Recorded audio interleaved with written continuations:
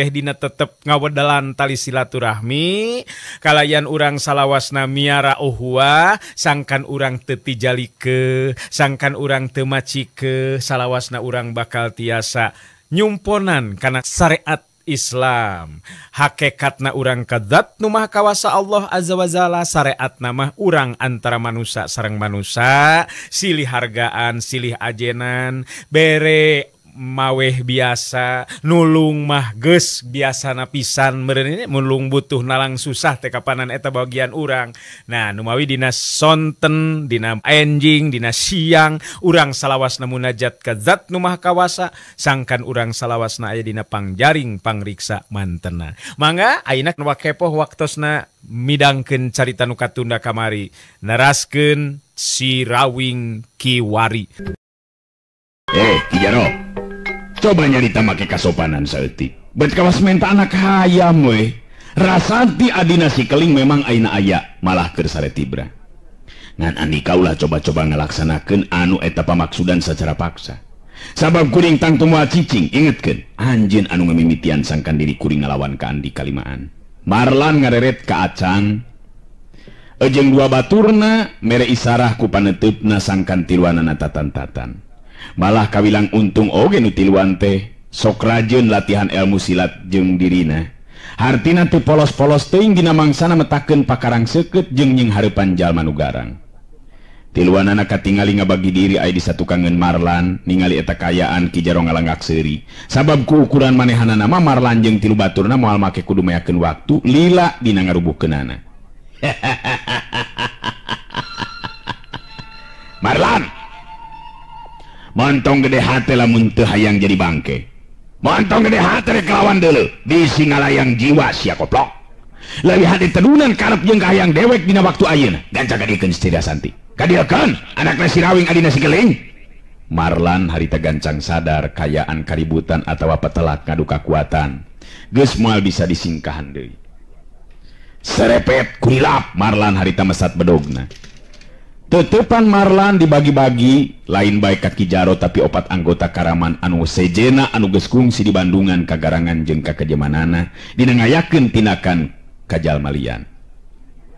Ki Jaro oge anjeun opatan anak buah si Gempar diri kuring sanajan nya geus kolot moal make kudu nguyang tanaga kanulian atawa menta ampuh memetaru. Baris dibikeun sarta dipasrahkeun anu ngaran Rasanti adina si Keling. Obama diri kuring geus ngajeler jadi bangke. Si Acang ayo tatan-tatan urang sing ngarepan ieu jalma anggota karaman teh. Marlan harita mere parentah ka Acang jeung dua baturna anu harita keneh terus pada marsat bedogna masing-masing. Serepet kurilap, kurilap. Opat anggota karaman Gempar karoban oge ting kurilap marsat bedogna. Salah saurang di antarana katingali muncereng ka Acang bari lempang ka gigir Ki Jaro bari nyarita. Gede hate si lain tiluan rek ngalawan. Hartina si lain dina peuting ieu kapaksak dikojoran ku dewe. Ingetkeun euy, anggota Gempar karoban moal mere ampun ka jalma anu coba-coba pikeun ngalawan. Marlan ngareret ka Acang jeung dua baturna terus nyarita mereka tetegan hate sarta tetep kahudang kawaninan teu nepikeun kasieun ku ancaman jeung sikep lawan. Tenang ya Cang, urang opatan teu kudu sieun mangsa ning hareupan ieu 5 jalma. Jumlah urang cukup imbang akang nying hareupan 2 lawan. Marlan ngatur posisina sangkan bisa nying hareupan Ki Jaro jeung saurang anggota Gempar karoban anu jadi lawan sigana masurti kana kaayaan sabab pikeun Ki Jaro nya kitu dipikeun anggota Gempar karoban. Marlan kawilang nu paling onjoy dina hal ilmu silatna jelas kudu pangheulana dirubuhkeun.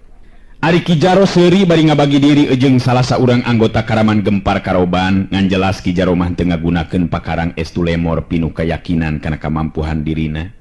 Bantrokan kakuatan geus teu bisa dihalangan deui ngan untung pakarangna atawa buruan imah teh memang mangrupa lahan anu rada lega jeung laluas sada puguh memang sok dipake tempat latihan ku si Rawing jeung anu sejena siga-sigana.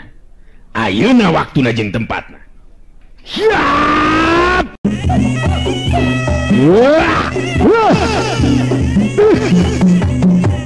Marlan ngamimitian muka panarajang na temicen di waktu sabab dirina surti yen Ki Jaro mangrupa lawan cukup berat pikeun dirina. Bedog dina leungeun Marlan harita kabilang cepet gerakanana ngarah kana beuheung jeung dadana Ki Jaro. Tapi Ki Jaro memang geus waspada ti anggalna harita ngacorelat cirimna kagigireun badan lawan, sedengkeun salah saurang anggota Karaman nu jadi lawan Marlan nyabetkeun bedogna kana beuteung. Kapaksa Marlan mundur ka tukang bari nakis ku bedogna. Terang bedog diadu. Katingali anggota Gempar Karoban nyengir lantaran dampaleungeun asa nyeri jeung sing sireumeun. Da pugu Marlan sanajan geus kolot tapi masih keneh nyidem kakuatan tenaga lapisan. Acang jeung dua baturna nying hareupan lawan saurang lawan ngan jelas kagarangan jeung pangalaman anggota Gempar Karoban dina hal patalak ngadu jiwa leuwih meunang. Teu matak aneh lamun dina sababaraha kali geprakan geus katingali pihak Gempar Karoban meunang angin ngan aya untungna Acang jeung dua baturna kungsi perajenan diajar ilmu silat ka Marlan salila ieu. Tiluanana masih keneh bisa ngajaga dirina ulah nepikeun ka jadi korban pakarang lawan. Ai Marlan anu terus muka panerajang ngarahkeun sasaranana ka Ki Jaro. Tapi lawan anu saurang deui teu boleh ngagokan sedengkeun Ki Jaro sorangan di banda ajen tahapan ilmu silat anu memang disaluhureun tahapan ajen pangarti Marlan. Hal ieu bisa karasa ku Marlan satia panarajangna teu boleh bisa disingkahan ku Ki Jaro. Bari harita mulat meulitkeun bedogna, Marlan tapis oge dina nggon ninging hareupan lawan-lawanna. Bedog dina leungeun Marlan harita geus meta deui nyabet ngarah kana beuteung Ki Jaro. Tapi da memang Ki Jaro mah memang hebat ngan ukur ngagulirkeun awakna saeutik harita geus bisa ngaleupaskeun diri tina panarajang lawan. Anak buah Ki Jemros harita nyabetkeun bedogna ngarah kana tonggong Marlan. Ai Marlan harita kapaksa ngabalikeun bedogna ngarah kana tonggong batur deui anu harita ejeung manehna keur tarung ragotna keranan. Harita nakis-nakiskeun bedog trang bareng jeung bantrokan bedog harita Ki Jaro ngasupkeun peupeuhanana. Keuna pisan kana puceuli Marlan. Ceprot. Tolonjong Marlan nolonjong ka hareup gancang mancukeun tangtunganana sangkan ulah nepikeun karubuh nyungkur nang kuban. Marlan gancang saya gadai diri Ki Jaro harita ngalengak seuri semunga hina anu jadi lawan. Ayo rek kumaha ayeuna si laing Marlan keukeurek ngalawan. Sakedeung deui mah dada si laing bakal burak-rakan. Montong sombong Ki Jaro, urang buktikeun ye. Urang buktikeun heula saha nu bakal ngalayang jiwa di panempatan. Uring tacan rumah saele satungtung nyawa masih kene aya dina badan. Gede hate mane Marlan, hayu maju deui lamun nya boga karep pikeun ngadu jiwa. Lihat Marlan harita maju dina rajang ulin bedog tina ilmu silat badak putih warisan guruna nyatana Ki Wikarta bapana Sirawing bener-bener diketerukeun sapinuhna. Tapi Ki Jaro memang geus bisa ngukur nepikeun ka mana ajen tahapan pangarti nu jadi lawan. Dina hiji kasempetan runtuyan 3 kali tenggelan Ki Jaro ngagedor kana dada iga burung jeung gadona Marlan ngajadikeun Marlan ngajengkang ka tukang leungit kasaimbangan badana. Tuak jedak ceprot jengkang.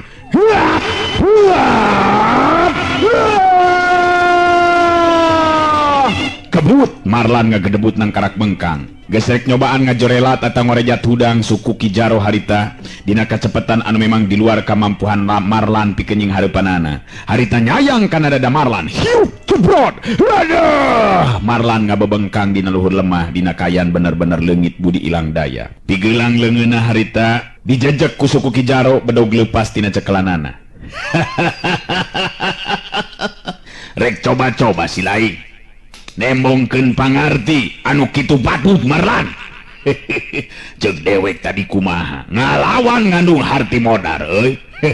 Hayo rek kumaha lamun geus kieu ha. Hayo sabetkeun ta bedog teh. Boro kana beuheung sina ngagalancang sirahna.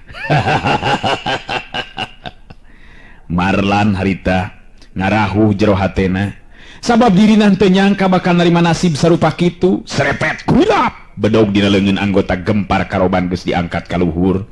Sayaga geusan ditigaskeun kana beuheungna Marlan luyu jeung parentahna Ki Jaro. Tilu lawan sejenanya tanah Acang jeung dua baturna ningali Marlan nu jadi andalanana rubuh ngabebengkang dina lemah. Tur dina kayaan jeung hareupan bahaya harita jadi leungit kawanina teu matak aneh lamun terus kadeseh ku tilu lawanna. Tang tang tang tuak. Tilu bedog dina cekelan Acang jeung dua baturna pada leupas dina cekelanana. Tilu anggota Karaman Gempar Karoban anu memang barangasan ejeung bayangan dina tindakanana. Tiluanana harita pada laluncatan bedog dina leungeunna geus sayaga pikeun nigas beuheung lawan. Kayaan dina waktu harita memang bener-bener mata kabahayakeun. Dina kayaan anu sarupa kitu. Marlannya gitu diacang jeung dua baturna seseket bedoges nampe erek ngarah kana sasaran masing-masing. Tapi ngadadak gerakan urek migas beheung Marlan jeung acang katut dua baturna harita pada kandeg. Kabehanana kaasup Ki Jaro pada caruring hak lantaran kadenge sora suling anu hawar-hawar sarta beki lila beki jelas ngagelik dina wirahma kasedih. Ki Jaro kerung puguh aya nu mata kaget pikeun dirina sabab sora gelikna suling teh bet mibanda geteran anu beda batan sora suling biasa.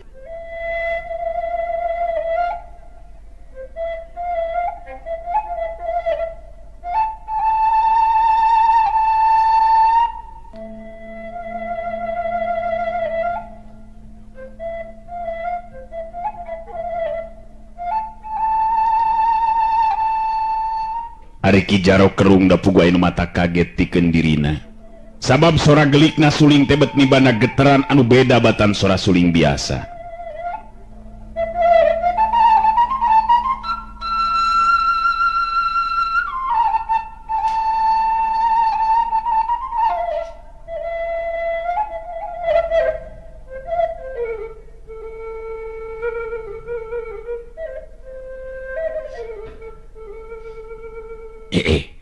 Dapat rada aneh ta sora suling teh beda ti padan sora-sora suling anu sok biasa kadengi ku aing.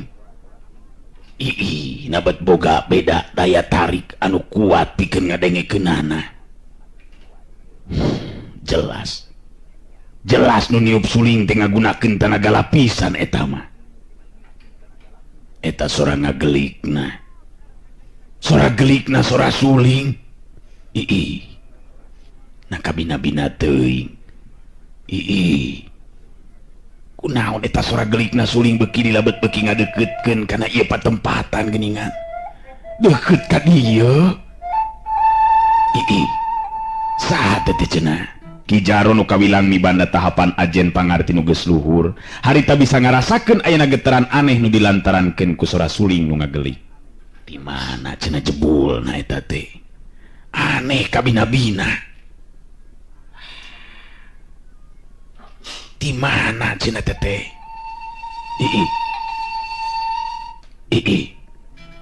Nah cenah. Aduh.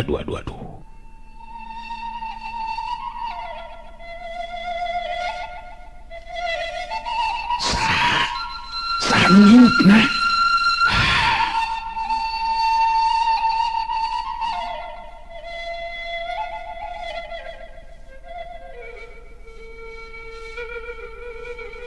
Aduh, bener-bener kaget aing mah. Kayak kieu mah labatan manggih musuh-musuh anu pabu lawan anu dijaya. Marlan nya kitu diacang jeung dua baturna seseukeut bedoges nampe rek ngarah kana sasaran masing-masing. Tapi ngadadak gerakan urek migas beheung Marlan jeung acang katut dua baturna teh harita pada kandeg. Kabehanana kaasup Ki Jaro para curing hak lantaran ngadenge sora suling nu hawar-hawar sarta beki lila beki jelas ngagelik dina wirahma kasedih. Ki Jaro kerung da puguh anu mata kaget pikeun dirina sabab sora gelikna suling teh bet mibanda geteran anu beda batan sora suling biasana. Ki Jaro nu kawilang mibanda tahapan ajen pangarti nu geus luhur, harita bisa ngarasakeun ayeuna geteran aneh nu dilantarankeun ku sora suling nu ngagelik teh. Tetela sora suling dina wirahma kasedih teh beki lila beki ngadeukeuttan ka eta patempatan. Anggota karaman gempar karoban katingali jadi ting jaranteng bari neuteup ka hareup siga nu pada jauh panineungan. Teu lila Ki Jaro bisa ningali ke tempat di mana aya jirim nu jelas nilik dina tangtungan mah pangawakan awewe kolot. Beuki kuat sora gelikna suling, Ki Jaro ngageter hatena sabab bet kapangaruhan ku sora wirahmana suling anu ngandung rasa kasedih.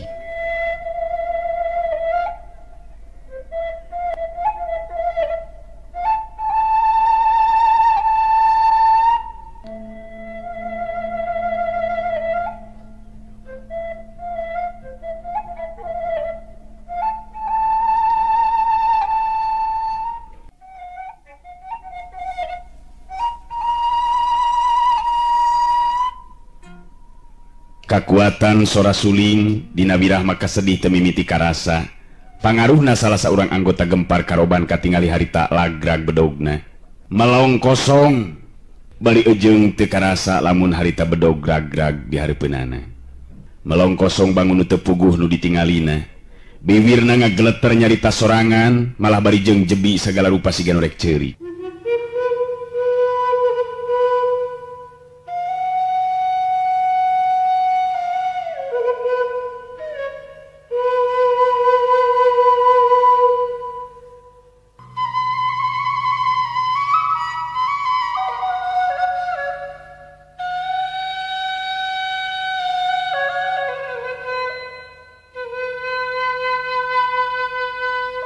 Diinget ka pamajikan jeung julud jeung jadi anak bakeur naon ayeuna nya. Mangkaning kamari teges pasea jeung pamajikan malah ditampiling segala rupa. Sedih, bet jadi sedih hate.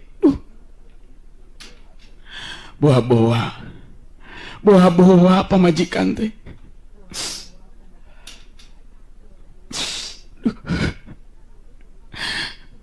Sedih bet jadi sedih. Hati moal aya dua anak lamun boga rasa sedih nu sarupa kieu. Dosa aing ka anak jeung pamajikan. Sedih hati aing teh. Sedih ka bina-bina. Eta anggota karaman gempar karoban teh jadi poho kana kaayaan harita bener-bener jadi ceurik siga nu kanyanyerian. Nu sejenna oge jadi sarua dikabawakeun salah saurang baturna ti anggota gempar karoban nyampeurkeun bari jebil walowe terus nyarita di barung jeung Rembay Cimata. Kunaon bet sedih kieu euy. Dewek inget ka pamajikan anu kerep gede boteung euy. Kamari ditalapung kamari inget enak bet asa dosa euy. Mangkaning beberoyeungan deui Nyai hampura akang.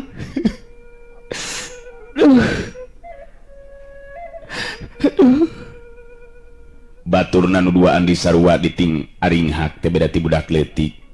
Malah Marlan jeung Acang katutua batur oge sarua ting kulisi karudang. Bet kabawak wirah mah sedih tina gelikna suling anu beuki lila beuki kuat pangaruhna. Ampun. Jadi kieu euy. Kumaha wae atuh urang teh euy. Tarik terus-terusan baik kikieuan. Ampun, nyen dosa unggal poe. Kumaha tuh euy?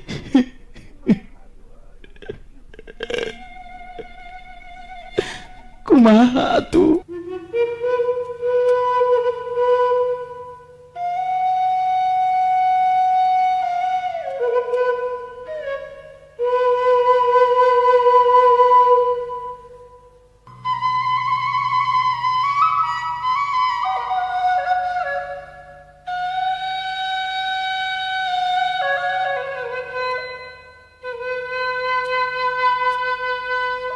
Anggota gempar karoban patinggalaur ceurik nu teu beda ti budak leutik. Rupa-rupa carita anangan anu jelas ngagambarkeun rasa kasedih hatena. Ngan Ki Jaro nu katingali masih kene bisa tahan teh. Awakna ngageter beungeutna kesangan, nahan geter kakuatan anu teu katingali, nu puguh sareatna mah ngan ukur sora gelikna suling dina wirah maka sedih. Tapi teteh lalit upama ngandung kakuatan pangbetot sukma nu daek teu daek. Satiap anu ngadengikeun sora gelikna eta suling bakal ngarasa sedih jeung nalangsa nu lain di kieuna. Gelikna sora suling jadi robah sanajan tetep dina wirah maka sedih. Nganu matak aneh teh Marlan jeung tilu batur nama jadi teu kapangaruhan ku eta sora suling. Ki Jaro ayeuna manusa sambat bari geus teu era deui ceurik dibarengan ku nyarita. Sedengkeun opat anggota karaman gempar karoban anu sejenna geus careurik bari nyagruk nyuuh dina luhur taneuh beuki kuat sora gelikna suling mangaruhan jiwana.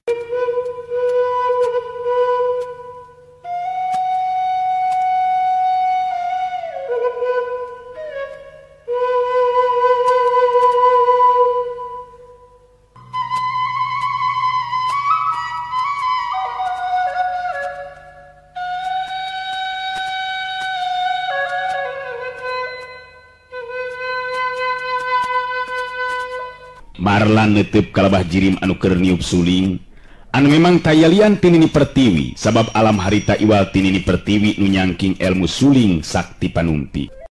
tangtu beda Jang Marlan. Eta 5 jalma nu datang ti pihak Karaman Gempar Karoban boga maksud pikeun yang sarah hirupna Nyi Rasanti. Sedengkeun diri kula baris ngawariskeun pangarti. Si Rawing pawaris tunggal Kakang Nur Alam, sedengkeun Nyi Rasanti anakna kudu jadi pawaris tunggal diri kula. Cukup jelas Jang Marlan. Ai Marlan harita sadar kana kayaan. Sanajan dirina lain pitandingeun Nini Pertiwi, tapi demi kasalamatan kulawargana si Rawing, dirina janji pikeun bela pati sanajan jiwa taruhanana. Ai Marlan jadi kahudang kawanina. Netep seukeut pinuh kawaspadaan bari terus nyarita deui. Nini Pertiwi, pikeun kasalamatan kulawarga Jang Rawing sarta rasa tanggung jawab kuring ka Jang Rawing. Sanajan diri rumah samoal mampu nandingan Nini Pertiwi, tapi pikeun kuring leuwih hade ngalayang jiwa batan kudu mikeun Nyai Rasanti anak Jang Rawing nu sarua dipikanya aku diri kuring. Nini Pertiwi ungut-ungutan bari terus kedali disan. Hebat, alus jeung memang sakuduna kitu sikep Andika Jang Marlan. Tapi lamun ditujukeun ka diri kula tangtu be eta sikep teu jadi salah surupan. Lamun kitu mah tetep teu percaya kana maksud hade kula. Kuring nandeskeun sakali deui Nini Pertiwi. Lain kuring cangcaya atawa teu percaya ka salira.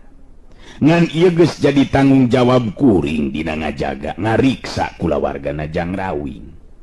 Jadi tetep kuring teu bisa nedunan kana kahayang Nini dina waktu ayeuna. Marlan tetep dina sikep jeung pamadeganana. Tilu batur Marlan oge jadi sayaga diri tiluanana pada sadar sanajan nilik dina sareat Nini Pertiwi teh pangawak awewe nu geus cetuk kuis. Tapi tadi geus ka Bandungan kapan kumaha ajen wawasena mangsa ngalumpuhkeun 5 anggota Karaman Gempar Karoban. Tetela ngan ukur kusora gelikna suling wungkul pada rubuh dina kayaan pada ngalumar kasedih kawilang ilmu aheng anu teu sagawayah jago bisa mibanda ilmu saperti kitu. Nini Pertiwi ngabagi paneteupna ka Marlan jeung tilu baturna. Dina kaayaan tetep seuri harita katingali Nini Pertiwi ngalengkah kagigir saeutik bari terus nyarita deui. Nyata upama kitu mah anjeun teu beunang dijelemakeun Jang Marlan. Anak kitu mah anu asli dipulang sengit nya dipulang moha nyaho kuring boga maksud anu hade tapi Andika kalah ka teu percaya. Awas ye. Nini Pertiwi ngalakukeun gerakan anu bener-bener di luar dugaan jeung kamampuhan Marlan katu tilu baturna. Sabab harita nyaho-nyaho ramo leungeunna Nini Pertiwi ngabagi tenggelan kena pisan kana urat-urat penting dina beuheung jeung punukna Marlan katu tilu baturna. Kacepetan gerak Nini Pertiwi bener-bener teu bisa dikaimbangan jeung katuturkeun ku Marlan katu tilu baturna. Balukarna opatana harita katingali ting jaranteng nangtung teu beda ti arca. Plak plak plak. Meh bareng opatana tinggalaro bari nahan kanyeri. Kituna teh bari ejeung teu bisa gerak jegreg we teu beda ti arca hirup. Nini Pertiwi seuri bari neutup seukeut ka Marlan jeung tilu baturna terus nyarita deui.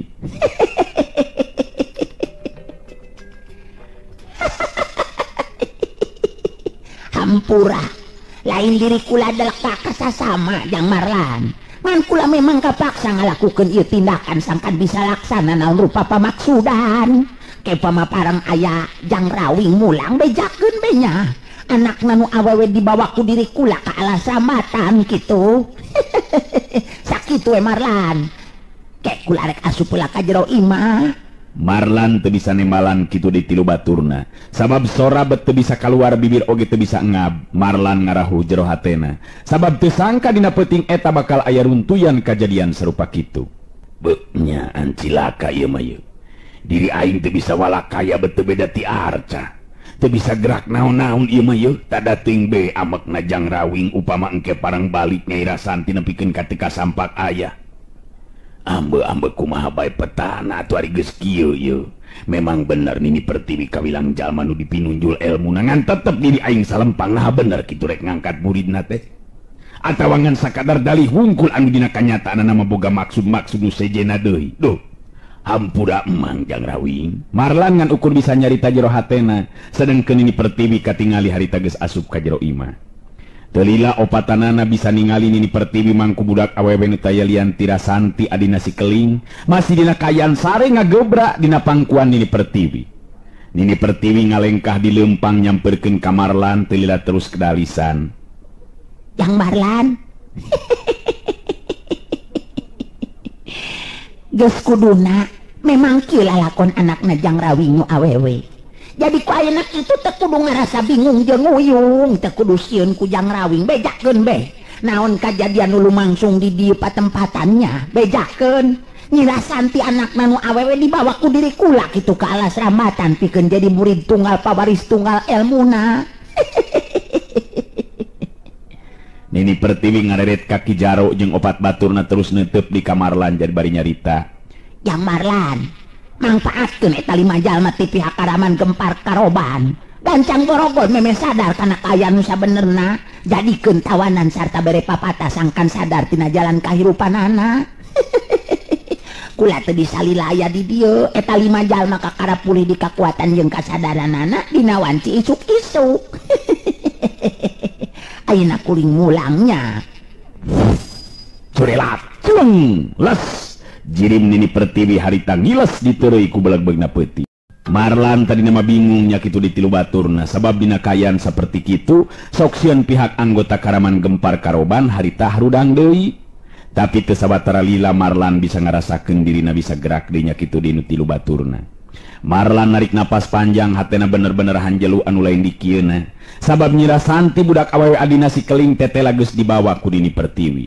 Aduh, nyaan beuteung sangka si Acang bakal aya runtuyan kajadian sarupa kieu ieu. Tadating be amekna Jang Rawing Jang Acang ningali kayan kieu meureunan pugu ari Rasanti teh dipiharepna.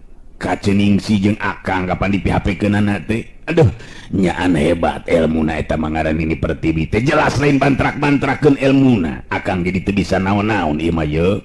Salah saurang baturna Marlan harita milu maidan caritaan. Namun ari sangem abdi mah Kang Rawing oge tangtos ngamaklum pangintenan Emang Marlan. Margi terus terang abdi oge jadi naon teh? Nya abdi oge jadi aya kajadian kieu teh kana hate teh kumaha nya? Nilik dina syariatna mah bet percaya abdi maka setiap caritaan Nini Pertiwi teh Acang oge milu ngarojong caritaan babaturanana. Leres Kang Marlan. Margi aritos kieu kajantenanana mah bade kumaha deui atuh. Margi jelas apana Nini Pertiwi teh elmuna oge sakitu punjulna batan salira Kang Marlan. Malah nu kedah jadi bahan perhatian urang mah ieu 5 anggota Karaman nu ayeuna masih keneh pada kapaehan. Ieu rek dikumahakeun ku urang Kang Marlan. Sabab nurutkeun Nini Pertiwi mah enjing cenah isuk-isuk ieu 5 jalma teh bakal pulih di kakuatan sareng kasadaranana Kang. Marlan narik napas panjang deui. Tetep nu jadi bang baluh pikeun dirina mah kumaha tanggung jawabna ka si Rawing lantaran ayana kajadian dibawana Nyirasanti ku Nini Pertiwi ka alas rambatan. Tapi akhirna Marlan jadi sadar kana kenyataan. Sanajan nya dirina kaeuntepan kurasa hanjelu anu lain di kieuna. Tapi teu bisa majar kumaha da pugu memang kitu kajadianana atuh. Akhirna Marlan mere parentah ka tilu baturna, 5 anggota Karaman Gempar Karoban kaasup Ki Jaro harita pada ngaborogod pikeun dijadikeun tawanan, mengpeung masih dina kayaan teu bala kaya. Dina poe isukna teu budu mangsa wanci subuh datang maningsih kacida kagetna sabab incuna nu aweweh teu nyampak di gigireunana. Atuh Marlan terus ngabejakeun ngeunaan kajadian nu lumangsung tadi peuting, kabehanana ditetek daya nu kaliwat. Maningsi jadi ngalimba lantaran langsa hatena, bet ku teu sangka nasibna jadi incuna bet kudu papisah jeung dirina. Neuteub ka Marlan dina teteupan nu beueus baseuh ku Cipanon, Maningsi terus nyarita. Nah betul ku teu sangka atunya ece teh nyaan jadi asa tunggara pisan ayeuna mah ieu Marlan. Geus puguh nu jadi anak minantu duka ting kumaha ayeuna nasibna katambah di ayeuna incu awewe anu salila ieu ngabaturan ece betetela dibawa deui. Ku jalma nu ngakukeun ngaran Nini Pertiwi, nah bisa dipercaya kitu caritaan nu ngaran Nini Pertiwi teh Marlan. Nyi Asi nu harita milu ngariung di tengah imah bet jadi panasaran harita terus milu nyarita. Kumaha atuh aritos kieu ieu Kang Marlan? Nah tuh bet kieu geuningan nasib nu karanapan ku Nyai Rasanti teh nya. tada teuing be gerang ngambek najang rawing meureunan upama datang ka dieu teh. Marlan narik napas panjang bangun hayang ngalepaskeun Bang Balu anu ngaganjal dina hate jeung jeroen dadana. Nya ayeuna mah teu aya deui cara kajabati urang kedah tumampi be kana kanyataan nu karanapan ku urang ceuk. Margi sok sanaos urang jejeritan atanapi milarian oge tetep moal kapendak ceuk. Namung abdi percaya kan ini pertiwi sabab kapikir ayeuna mah ku abdi upama memang boga maksud jahat keur naon nulungan abdi opatan dina tadi wengi atuh langkung nati eta ini pertiwi bet asa pamohalan upama ngarekat caritaan nu penting pikeun ngayakinkeun nama teu aya deui kajabi ngantos sumping najang rawing ka dieu we. Maningsih bungah aya sedih aya hatena waktu harita bungahna lantaran geus aya laratan ngeunaan nasib nu jadi anak jeung minantuna anu tetela masih keneh aya di kieuna. Sedihna puguh geus papisah jeung anu jadi incu anu dipikanya ku dirina anu salila ieu jadi batur keung dina ngeusian lambaran kahirupan ti poe ka poe. Akhirna tiluanana jadi guntreng ngobrolkeun ngeunaan si Rawing sedangkan nu keur jadi bahan caritaanana si Rawing harita jeung si Banteng Bulung pamitan ka sakabeh pangeus si Karang Jago geus saneruskeun lampahna mangsa maluruh laku mapai laratan ngeunaan anu jadi pamajikan.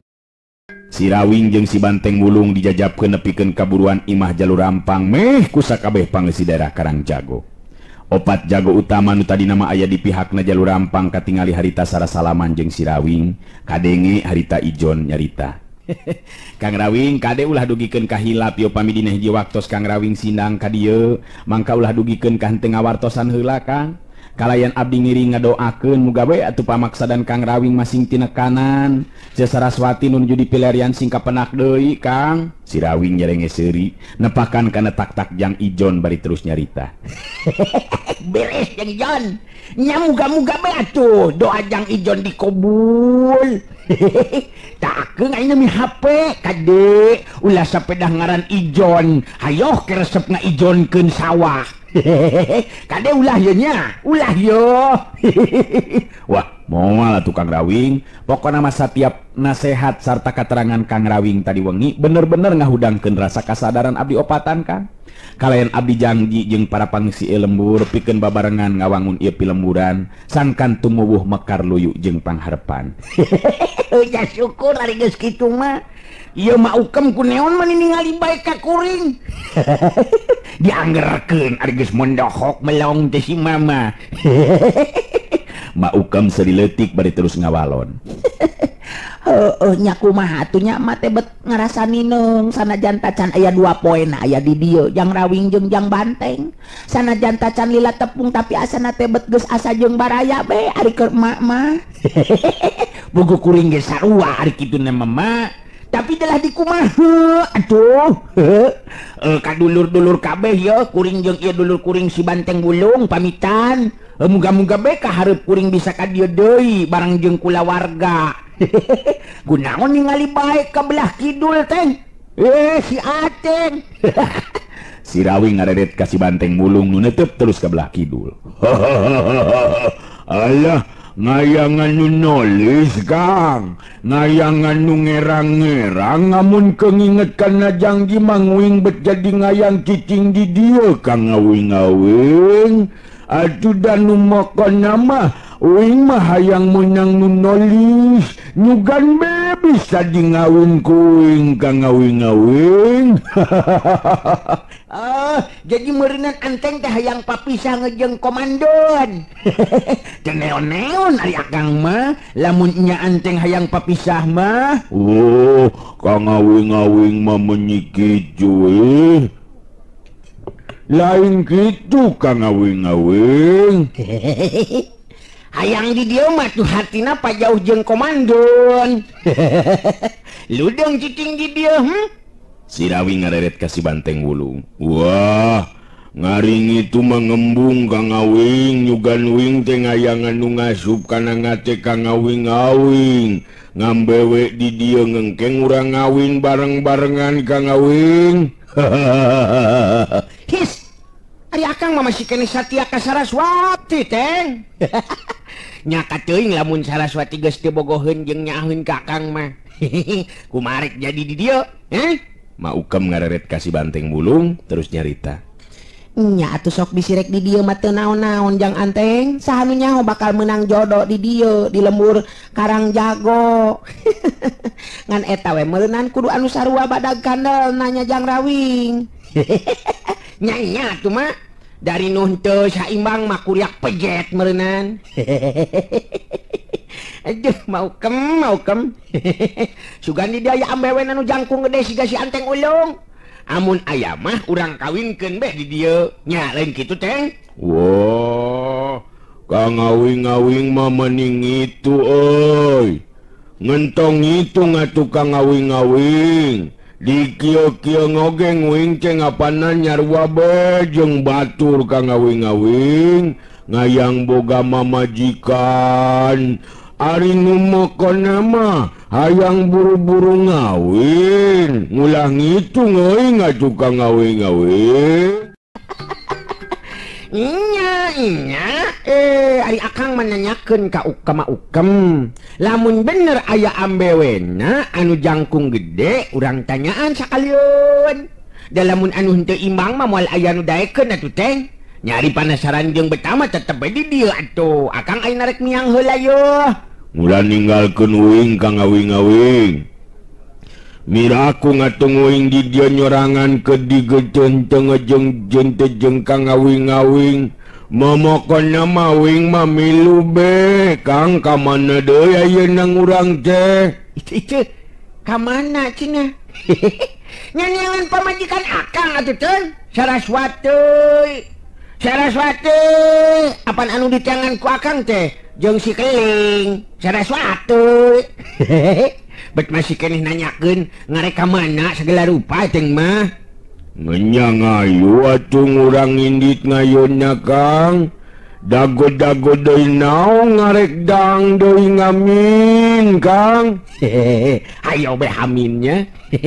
Rupa-rupa pisan si Anteng mah. Tah kajang ijon oge mah ukem katutulur anu sejenna kuring ayeuna pamitan ye. Muga-muga dina hiji waktu bisa tepung labung deui sakumaha mistina kitu nya. Si Rawing muterkeun paneutupna ka sakurun aya di dinya. Meh kabehanana ngajajabkeun si Rawing jeung si Banteng Wulung nepikeun ka leungit ti lebah pengkolan. Sanajan ngan ukur sapeuting aya di daerah Karang Jago, tapi peugeun pangisi lembur betjol dieunteupan ku rasa simpati ka pribadina si Rawing anu memang jauh upama dibandingkeun jeung pribadina Jalur Rampang. Si Rawing jeung si Banteng Wulung mimiti nikreuh di ngeureuyeuh leumpang bari tacan tangtu ka mana anu dituju. Sajeroning leumpang si Banteng Wulung ngobrol jeung si Rawing. Jadi ngayeuna ngamanang anu dituju ku urang teh kira-kira ye? Oh, nya ka mana Kang ngawing-ngawing? Damun dumugu tujuanana ngatungang. Atunya saat ari geus nyaho ka mana inditna Saraswati mah. Pokona mah leumpang oge moal ka mana karep meureun teh. Jadi ngayeuna ngumaha ngatu Kang ngawing-ngawing? Ngurang ngarek nerus ngamana ye teh? Nya terus leumpang be ayeuna mah. Akang boga keyakinan asal oge babarengan jeung Saraswati. Tangtu kudu tepung terus babarengan deui. Aral capek teng. Lain itu Kang ngawing-ngawing. Uing manajan mudu leumpang katungtung megang oge ngenten neon-neon uing mah. Ngayulah nepikeun ngamanang oge moal nyape uing mah. Alus lamun kitu mah alus. Eta tandana Ateng bener-bener satia ka akang. Aya urang eta urang nyelang jalan basisir teng resep geura ningali omak laut. Duanana terus tinggal redik di leumpang. Geus poho dikacape sigana teh. Nyelang ulin heula ka sisi basisir. Anu pikeun si Rawing mabet ngahudang ingetan jadi sumoreang kalampah ka tukang anu geus disorang. Waktuna dirina bebarengan jeung Ki Debleng mangsa narima ilmu silat ulin karuhunan. Ngajanteng sisi basisir si Rawing jeung si Banteng Wulung bari merhatikeun omak laut kidul anu teu weleh motah nembragan karang. Wah, ka sisi basisir mah aduh resep ningalina teh. Nya tapi na ngasisi basisir ngeueuh lauknya Kang ngawing. Ngamun ngaya lauk mah bisa dimeulem Kang nikmat meuleunan. Eta mah si Anteng teu poho ari kana nikmat mah nya. Ari akang mah ngajak kasih si basisir teh lainan naon teng. Waas keur zaman budak babarengan jeung Ki Debleng guru akang teh mimidang nama di sisi basisir. Ti heula-heula mah sok rajeun bisa ngojay dina omak teh duka teh ayeuna mah yo. Kawas nguing atuh ka ngawing-ngawing. Ngamun ngojay teh nguing mah gayam batu terus ngerebek teu bisa nganjat deui ka ngawing-ngawing. Madahal mah ngamun ngurang nguseup Kang. Make uceuk atuh teng, pake lasio. Nguseup mah kudu numpak parahu jeung di mana aya atuh parahu anu kuateun ditumpakan ku Ateng. lain tik teh salah yeuh titinggalian akang teng. Tuh tinggal itu dina tonjolan batu karang belah ditu aya awewe nu ngajanteng nangtung teng tuh. Nya beciga nu keur ngalamun deui. Nya tingali. Panetep si Rawing bet ningali aya jirim Wanoja. Anu harita katingali nangtung dina tonjolan batu karang, awakna kasimbehan ku ombak anu nyurungkuy teu eureun-eureun nembragan batu karang nu dipatkeun nangtung ku manehna. Si Banteng Wulung ngareret kalabah tempat anu ditunjukkeun ku si Rawing. Bari ngantelkeun dampaleungeunna kana tarang siga nu serabeun. Waduh, bener nyijik-nyijik nganyang ombak ngaya lauk ngeuweuna meureunnan ka ngawing-ngawing. Kang Ngawing ngatarik hate ku ngeta ngambewenya. Beja-beja ngangke ku ngawing ka Cenyarawati. Lain kitu teng. Beuh cilaka teng. Jelas rek ngagejeburkeun maneh tah Wanoja teh. Bahaya ieu mah teng yeuh. Susu akang teng. Hai teng buru.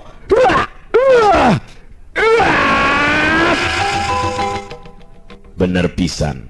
Dina waktu harita jelas katingali siga nu rek ngagejeburkeun maneh. Jan corelat celeng si Rawing luncat lepas jeung cepetna keranan. Memang bener dugaan si Rawing. Wanoja nu salila-lila ngajanteng nangtung dina tonjolan batu karang teh mangsa awakna beki doyong jelas rek ngagejeburkeun maneh kana lebah gulungan ombak. Tapi memeh jirimna si gulung ku ombak, si Rawing jirimna geus ngacorelat langsung nyamper badan eta Wanoja. Kunaon lari ka mana ieu ka mana?